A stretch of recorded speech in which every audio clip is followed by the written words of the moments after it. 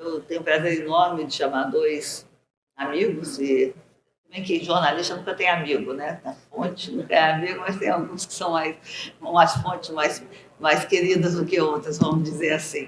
Então, eu trago aqui, convido para fazer uma reflexão um pouco e apresentar de que forma que o Ministério das Comunicações e a Anatel estão vendo esse desafio do avanço da banda larga. E o mais importante que eu acho é como você fazer com que a sociedade brasileira como um todo não enfrente a questão do fosso digital, que pode ser um dos grandes problemas hoje, não só do global, né? A gente está com muitos desafios na realidade global, mas principalmente na realidade brasileira, no qual a gente vê que há um esforço de avanço da infraestrutura grande de todos os agentes, principalmente dos agentes privados, na condução do processo por conta dos pequenos empreendedores que estão aí, mas há também um grande...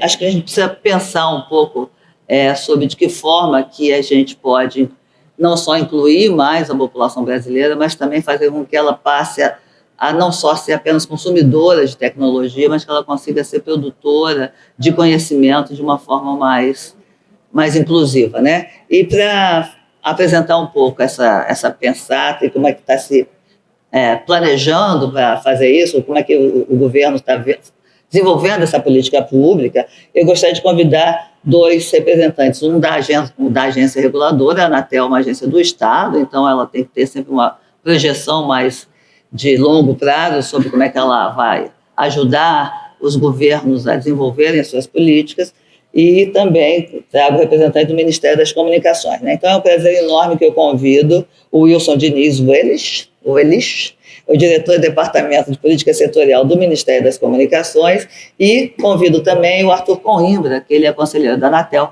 e os dois vão falar um pouquinho para a gente sobre como é que eles estão vendo aí, o que eles estão fazendo para a gente fazer avançar não só a oferta de infraestrutura, como também de serviços para a sociedade. Antes de mais nada, eu gostaria de agradecer a Miriam e toda a organização do evento pela oportunidade de falar um pouco com vocês sobre o que o Ministério das Comunicações tem trabalhado em termos de políticas públicas, né, e em especial aquilo que pode ser um incentivador, um promotor aí da expansão das redes nas regiões mais afastadas, né, e em especial para esse público dos provedores regionais, que hoje é o responsável por essa massificação do acesso, massificação da infraestrutura, crescimento da planta de fibra ótica nas regiões do interior do país, né? Então, falar um pouquinho sobre isso, um pouco das políticas públicas. Então, assim, um dos marcos que a gente tem em relação a políticas públicas, né, mais recente aí, foi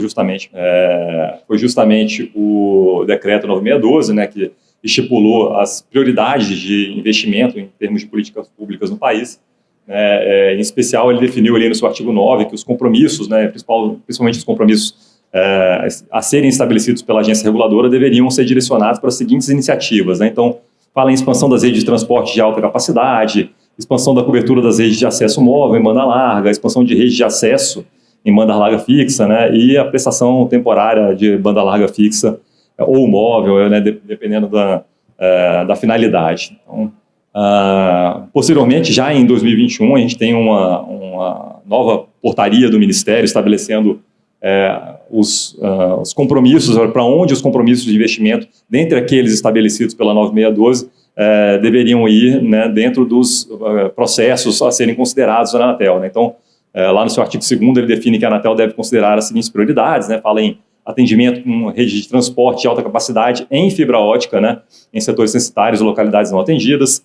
Fala do aumento da cobertura da rede de transporte de alta capacidade e das redes metropolitanas, preferencialmente em fibra ótica, para a implantação de cidades inteligentes, né, mais uma preocupação importante aí, não só do crescimento, da expansão da rede de fibra ótica, mas também do aumento da sua capacidade, né. É uma questão que tem sido trazida aí pela Anatel e muito bem implementada, principalmente pelos provedores regionais.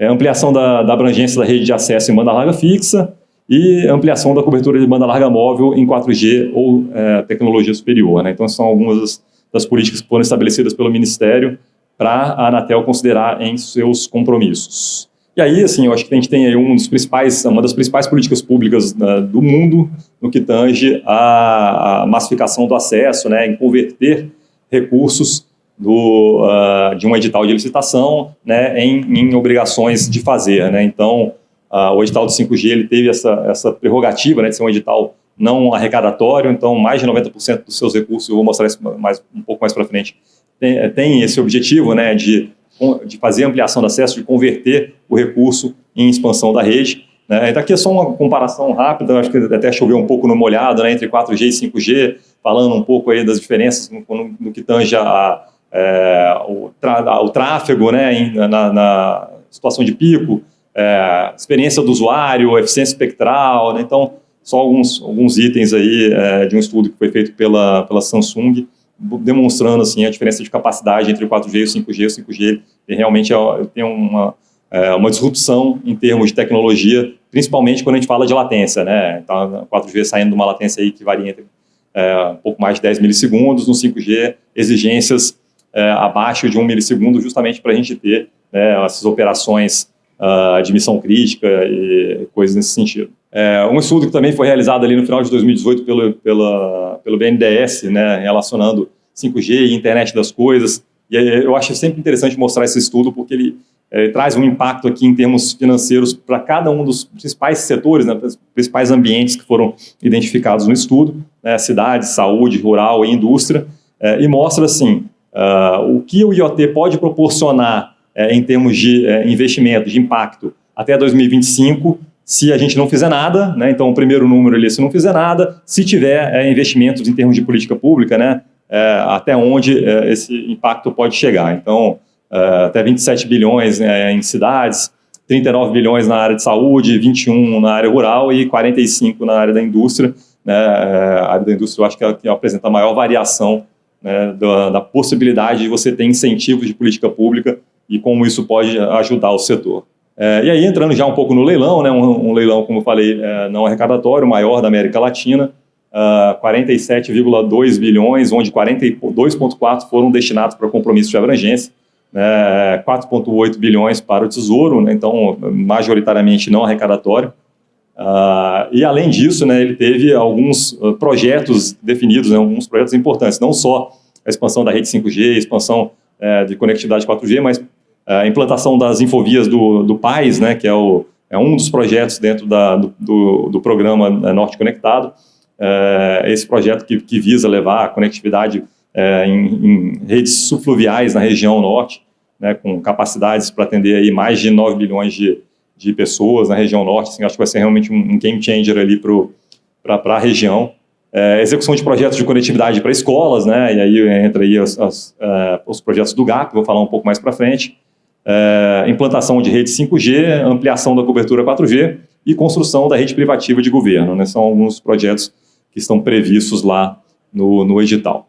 Em termos de cobertura, né, a cobertura 5G, o edital ele traz aí compromissos para atendimento de mais de 1.174 municípios com mais de 30 mil habitantes, que vão ser atendidos com pelo menos 3 prestadoras, os demais com pelo menos uma prestadora, além das sedes dos municípios, mais 1.700 localidades não sede que também vão ser atendidas com 5G.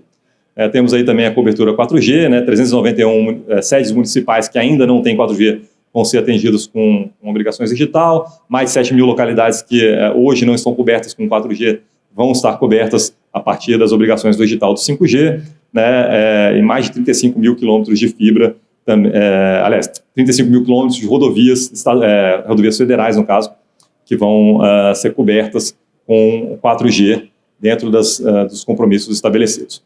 E, além disso, a gente estabeleceu ali compromissos de backhaul de fibra, né, 530 municípios serão atendidos com fibra ótica, 83% das regiões Norte e Nordeste. Falar um pouco do Wi-Fi Brasil, que tem uma outra política também que tem apresentado uma expansão em termos de escopo, né? Hoje a gente tem o Wi-Fi Brasil satelital, que é aquele contrato que a gente tem hoje com a Telebrás, né, que faz a prestação direta a localidades ou pequenas regiões, né? E tem 2 modalidades principais aí, o GSAC e o Livre, onde a gente fornece serviço de banda larga gratuita gratuita para o usuário final, né, para escolas, para postos de saúde, postos de segurança pública, postos de fronteira, com 10, 15, 20 megabits por segundo, né, utilizando o satélite geoestacionário de defesa e comunicações estratégicas.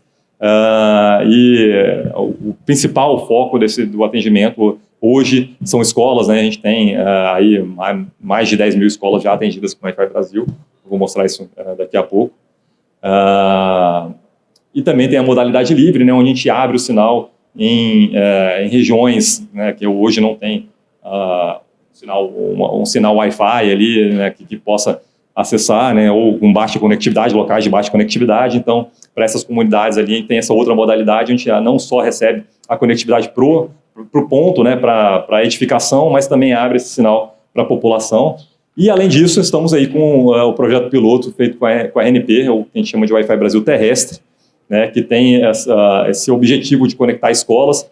Esse, sim, eu acho que tem aí um apelo muito grande para os provedores regionais, tendo em vista que foi feita uma seleção, né, com técnica e preço, podendo atuar ali com vários tipos de tecnologia, fibra ótica, né, FTTH, né, fibra ótica até ao ponto de concentração também, né, o FTTC, rádio, cabo coaxial, par metálico, ele, cada um, obviamente, com suas características de velocidade e preço, né? Então, por isso que eu disse que é um processo técnico e preço, onde você consegue chegar com fibra, ótimo, mas tem lugares que você não vai conseguir chegar, você vai conseguir chegar só com par metálico, ou cabo coaxial, né? Ou eventualmente com enlaces de rádio. E no primeiro lote foram liberados aí mais de 2.500 escolas, mas a gente já está em vias de fazer um novo processo de contratação, com um escopo mais ou menos similar. O nosso objetivo final é atender essas 8.341 escolas, com essa parceria com o setor privado, e o que a gente tem visto é que os provedores regionais têm sido os nossos principais parceiros aqui nesse processo. Então, só em termos de números, né, para o Wi-Fi Brasil, né, tem mais de 19 mil pontos conectados, sendo na modalidade GSAC, né, 17.546, na modalidade livre 957, estamos instalando aí a modalidade terrestre, né, daquelas 2.000 e poucos que eu comentei agora há pouco, já temos 793 conectadas, né. Então, tem uma dificuldade muito grande de conectar escolas hoje, que se você ter o contato da escola, né, a escola saber que ela está recebendo aquele tipo de conectividade, quando chega um provedor na escola e fala, não, então aqui tem um processo de política pública que estou trazendo conectividade para você, normalmente eles acham que não, isso aqui tem alguma coisa errada, a internet gratuita para mim, está estranho isso aqui. Então, tem todo um processo de convencimento, inclusive, do diretor da escola a receber esse tipo de conectividade, mas está crescendo, está indo bem também. Norte e Nordeste conectado, eu vou dar uma acelerada aqui, porque eu quero falar um pouco mais sobre o FUSH. Norte e Nordeste conectado, né, são projetos também que visam levar um backbone de fibra ótica, cada um com sua característica, né, o Nordeste conectado utilizando a rede OPGW, né, rede de energia elétrica, para levar esse backbone de fibra ótica para determinadas localidades, né, e aí fazer parcerias também com o setor privado, né, para que sejam criadas ali redes de acesso aos municípios, se valendo desse backbone, né. Então é um dos projetos do Ministério, né, com esse fim de levar não só telecomunicações, mas conectividade para educação, pesquisa, saúde, defesa, né, atendendo também ao judiciário, são alguns dos parceiros aí no projeto. E o Norte conectado, né, que eu estava comentando agora há pouco, você levando toda uma infraestrutura de backbone, backhaul, né, sobre o leito do Rio Amazonas, mais de 10 mil quilômetros de fibra, saindo com a troncal principal, né, saindo de Macapá, passando por Manaus, chegando até Tabatinga, depois indo até Atalaia do Norte ali também. Então, assim, é um projeto com várias ramificações, e a gente enxerga que esse projeto aqui ele tem o potencial de ser realmente um game changer para a região norte, porque a ideia dele é que ele, com as parcerias privadas que vão ser formadas, a gente irrigue a região norte com novos provedores, né? Então, é um outro projeto aí que talvez é um dos que eu mais gosto lá do Ministério. Eu tenho um apelo especial aí por esse projeto.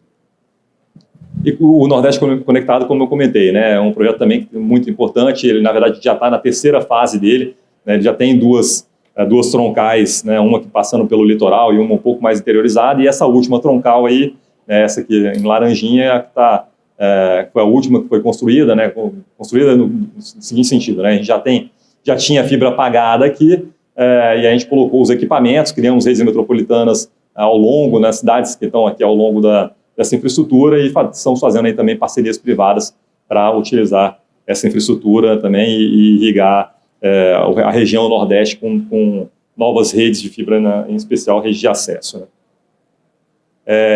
Falar um pouco sobre o GAP, bem rapidamente, ele foi um grupo que foi criado também dentro dos compromissos do edital do 5G, né, e tem como objetivo principal conectar escolas, né? Então, hoje ele está formado aí pelas empresas que venceram a faixa de 26 GHz, a Anatel, Emicom e o MEC. Ele é presidido por um conselheiro da Anatel, o conselheiro Vicente, né, tem um orçamento de 3,1 bilhão, e tem esse objetivo aí, né, de conectar escolas, que é operacionalizado pela EASSE, né, Entidade Administradora da Conectividade de Escolas.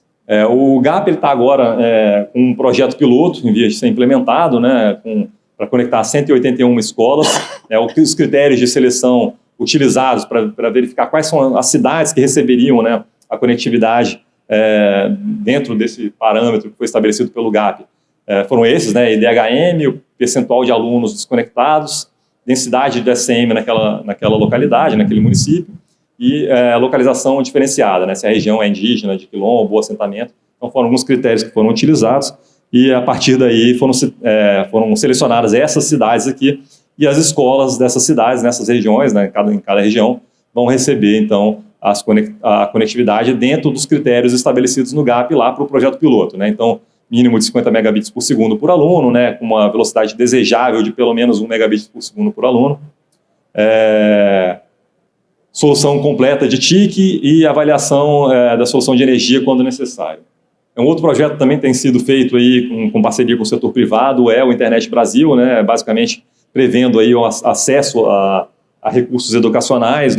Foi produzido então um chip que acessa redes de todas as operadoras, né, pegando o melhor sinal ali por operadora, né, e tem esse objetivo de promover atividades pedagógicas, né, não presenciais, ampliar o acesso à internet e a inclusão digital das famílias dos alunos também, né, uma vez que esses chips eles não são utilizados somente no ambiente escolar, né, o aluno também pode levar isso para casa e a família toda pode se valer disso, né, então vai servir de plataforma de conectividade para outras políticas públicas. Então, foi feito em parceria com o MEC, né, temos aqui e a Rede Nacional de Ensino e Pesquisa, a RNP, nos ajudando na implantação desse processo, né, uma implantação que é gradual. Algumas cidades que já foram selecionadas para a primeira fase, Caicó, né, Rio Grande do Norte, Campina Grande, então essas cidades aqui, investimentos aí na ordem de 139 bilhões para alcançar 700 mil alunos ainda em 2022. Eu vou passar um pouco mais rápido isso aqui para a gente falar logo do FUST, né, tem uns 5 minutinhos aí para falar sobre o FUST. Eu acho que talvez o FUST seja o tema da vez, né, a gente está trabalhando diuturnamente para colocar o FUST de pé, né, principalmente depois de todas as alterações legais que foram feitas, né, por anos se esperou que a gente conseguisse, de fato, operacionalizar o FUST e utilizar os recursos do fundo. Então, em 2020 e em 2021, a gente teve algumas alterações que destravaram, na lei do FUST, né, que destravaram esse fundo. É um fundo que é de 98, que tinha algumas amarras, tanto de governança, operacionais, quanto, principalmente, o escopo do serviço, né? Então, antes o escopo do serviço principal era a universalização da telefonia fixa, né, do STFC, né, e depois das alterações o FUST ele trouxe aí um escopo um pouco mais amplo, né, aliás, muito mais amplo, né, focando em expansão da infraestrutura de serviços de telecomunicações de forma geral, qualidade das redes, transformação digital e, por fim, também redução, né, de desigualdades regionais, né? Então, talvez até como objetivo de tudo isso, né, da gente investir nesses 3 pilares aqui, conseguir chegar nessa parte da redução das desigualdades regionais. Hoje ele está vinculado então ao Ministério das Comunicações, mas ele é gerido por um conselho, né? Tem um conselho gestor multiministerial, multi-stakeholder, na verdade, porque a gente tem, assim, além dos ministérios que o compõem, né, Ministério das Comunicações, que hoje o preside, Ministério da Ciência, Tecnologia e Inovações, Economia, o MAPA, Educação, Saúde. Temos também a Anatel, né, que é o braço operacional do FUST também, inclusive o representante da Anatel é o secretário executivo do FUST hoje, mas também temos representantes das prestadoras de serviços de telecomunicações e representantes da sociedade civil. Então, a partir daí, a gente conseguiu um fundo que consegue olhar para as necessidades, né, do país por todos os ângulos, né, por prismas variados. Então, acho que isso tem sido bastante interessante.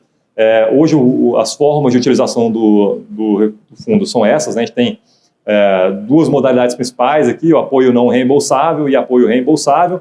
Existe uma terceira modalidade, que é a modalidade de garantia, que pode entrar aqui em qualquer um dessas modalidades de apoio também, né? Pode utilizar recursos não reembolsáveis e reembolsáveis. Vou falar um pouco melhor sobre isso depois.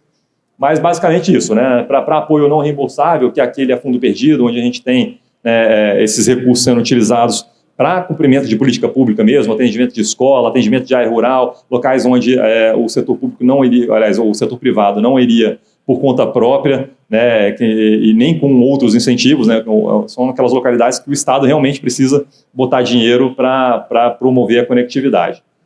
Pode ser feito ali subsídio econômico às prestadoras, né, transferência direta para o caso de escolas, então a gente pode transferir para o município fazer a contratação direto para a conectividade de escolas, por exemplo, permite execução descentralizada e projetos aí para transformação digital. E tem também a possibilidade de você ter o apoio reembolsável, né, que hoje, eu vou mostrar um pouco mais para frente também, é onde a gente tem mais recursos, para promover linhas de crédito, né, fundos de garantia e outros tipos de mecanismos garantidores também. Então, aqui só para dar uma explicação bem rápida de como é que funcionaria, né, esse apoio não reembolsável. O Conselho Gestor ali do FUSH, ele vai definir projetos de interesse, né, a partir de programas que já foram aprovados pelo próprio Conselho, né, vai aportar esse recurso num agente financeiro, um ou mais agentes financeiros. Tá? Hoje a gente tem 2 principais agentes financeiros já definidos em lei, né, e que já estariam credenciados para operar, que seriam o BNDES e FINEP, mas a lei também permite a possibilidade de você ter caixas econômicas, agências de fomento, bancos de desenvolvimento regional e até bancos privados, né, sendo agentes financeiros do fundo. Então, a partir daí, a gente vai fazer leilões, né, reversos para atendimento de determinados projetos, né, por exemplo, conectividade de escola. Né, tem um leque de escolas aí a serem atendidas, que a gente entende que o setor privado não iria de outra forma que não com o governo pagando para que isso acontecesse, e aí o agente financeiro vai fazer um leilão reverso aqui, pode ser utilizando o mecanismo de técnica e preço também, contratando companhias para executar esses projetos. Né? Então, essa é uma forma de se utilizar os recursos do fundo. A outra forma é via o apoio reembolsável, né? Aqui já é um pouco diferente. Nesse caso, a gente empresta um recurso para o agente financeiro a uma taxa, né, uma taxa mais baixa. O que foi definido, inclusive, no Conselho Gestor foi esse empréstimo ATR ao agente financeiro para os recursos que vão ser efetivamente utilizados, tá? E aí esse agente financeiro utiliza o fato dele receber essa taxa um pouco mais baixa para utilizar um spread também mais baixo, né? E o spread máximo também é definido, o spread básico máximo, ele é definido também pelo Conselho Gestor, para que possa fazer um empréstimo a taxas mais baixas também para o mercado, mais baixas do que aquelas praticadas pelo mercado, né? Então, a partir daí, as empresas vão receber um recurso para projetos que tenham aderência, né, aos objetivos e às finalidades do FUSH, e aí vão poder fazer esses projetos, né, a partir dessa tomada de crédito. Aqui a gente está estudando a possibilidade de ter contrapartidas também nessa tomada de crédito, né? Então, assim, eventualmente, a tomada de crédito começa a uma determinada taxa, mas na medida que essas contrapartidas vão sendo cumpridas, por exemplo, conectar a escola ou melhorar a conectividade de uma determinada escola, essa taxa vai baixando, né? Então coisas nesse sentido que estão sendo estudadas dentro do fundo. Essa operação pode ser feita diretamente pelo agente financeiro ou de forma indireta por agentes repassadores. 18% desses recursos eles têm que estar, por modalidade, tá? Tem que estar destinados para a educação, para estabelecimentos públicos de ensino.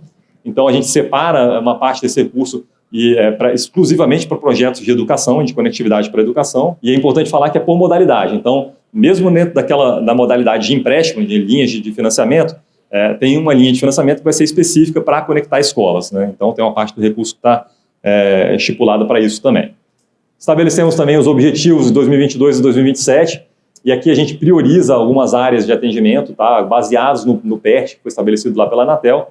Essas são as áreas de atendimento, né? Fornecer conectividade para a escola, ampliar a cobertura do SMP em 4G em áreas rurais e também em áreas urbanas, ampliar a cobertura de SMP com 4G em rodovias estaduais, expandir a infraestrutura de rede de transporte de alta capacidade em fibra ótica em municípios ou setores censitários, expandir a infraestrutura de rede de acesso em redes metropolitanas, municípios e setores censitários também, conectar pontos públicos de interesse e promover a conectividade de pessoas em situações de vulnerabilidade social por meio de subsídios, né? Esse último é interessante porque é uma das contrapartidas que a gente está estudando para a operação reembolsável. É um desconto na conta do usuário, principalmente para quem está, né,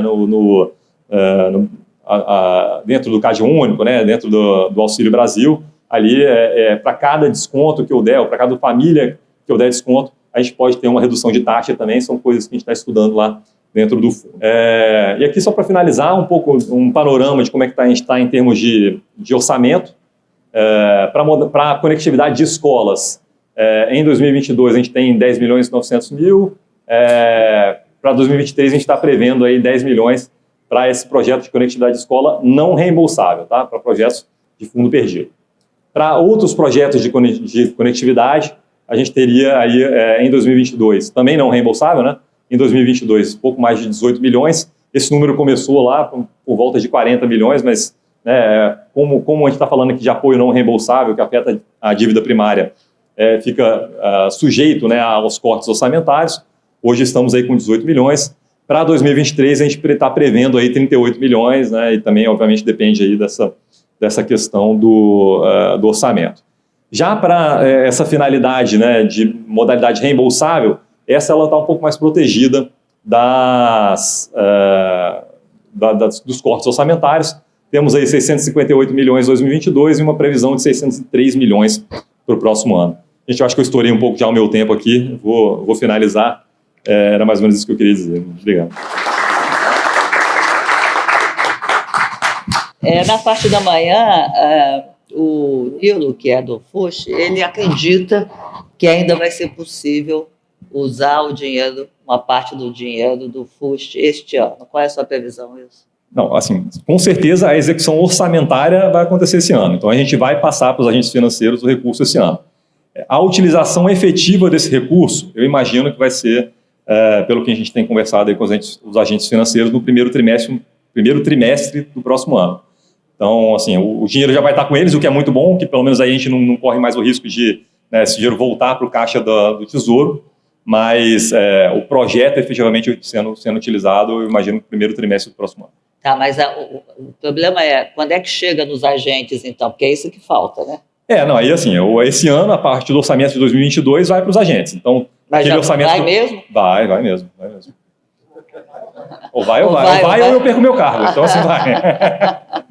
E vão ser os 600 milhões mesmo? Os 658 milhões de recurso reembolsável, né, e os 29 milhões ali de recurso não reembolsável. Vai tudo, então? Vai tudo. Vamos ver, usar. Aí, assim, cada um com uma finalidade, né? Uma parte para recurso não reembolsável, outro para linhas de financiamento. Ok.